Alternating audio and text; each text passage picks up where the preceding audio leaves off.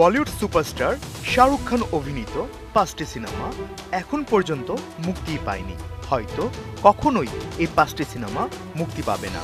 সেই ৫টি সিনেমার নাম কিসি সে দিল লাগাকে দেখো, রাসাক, শিখর, এক্সট্রিম সিটি এবং আহম্মক।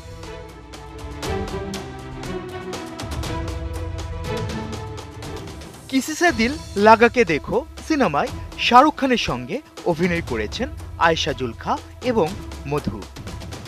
সিনেমাটি নির্মিত হয়েছিল ১৯৯৬ সালে, কিন্তু কেন এই ছবিটি মুক্তি পায়নি এর কারণ এখনো অজানা।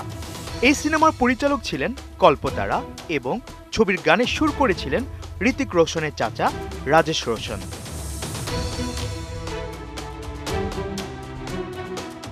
রাসাক সিনেমায় শাহরুখ খানের বিপরীতে অভিনয় করেছিলেন জুহি চাওলা এবং ঐশ্বরিয়া।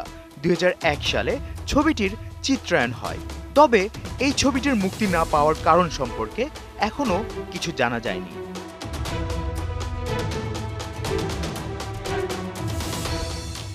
শিখর সিনেমায় মাধুরী দীক্ষিতের বিপরীতে সুভাষ ঘাইয়ের পরিচালনায় অভিনয় করেছিলেন শাহরুখ খান। শাহরুখ ও সুভাষ ঘাই জুটির ত্রিমূর্তি ছবির পরের প্রজেক্ট শিখর, কিন্তু এই ছবিটি মুক্তি না দিয়ে সুভাষ ঘাই শাহরুখের সঙ্গে নির্মাণ করেন পারদেশ ছবিটি। পরে আবার যখন শিখর প্রসঙ্গ ওঠে মিডিয়াতে, তখন অর্থাৎ ১৯৯৯ সালে এই নির্মাতা একই চিত্রনাট্যে তাল ছবিটি নির্মাণ করেন, যাতে অভিনয় করেছিলেন অক্ষয় খান্না, অনিল কাপুর এবং ঐশ্বরিয়া।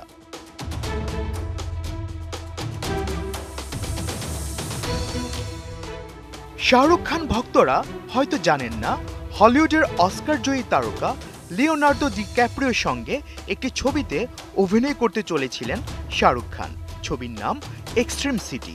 ২০১১ সালে এই ছবিটিতে কাজ করার জন্য চুক্তিবদ্ধ হয়েছিলেন বলিউড বাদশাহ শাহরুখ খান।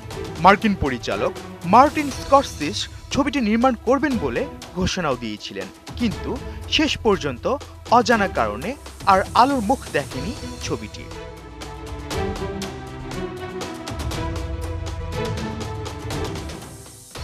১৯৯১ সালের ছবি আহম্মক ছবিটি কখনোই বড় পর্দায় মুক্তি পায়নি, তবে ২০১৫ সালের মুম্বাই চলচ্চিত্র উৎসব মামিতে প্রদর্শিত হয় এই ছবিটি।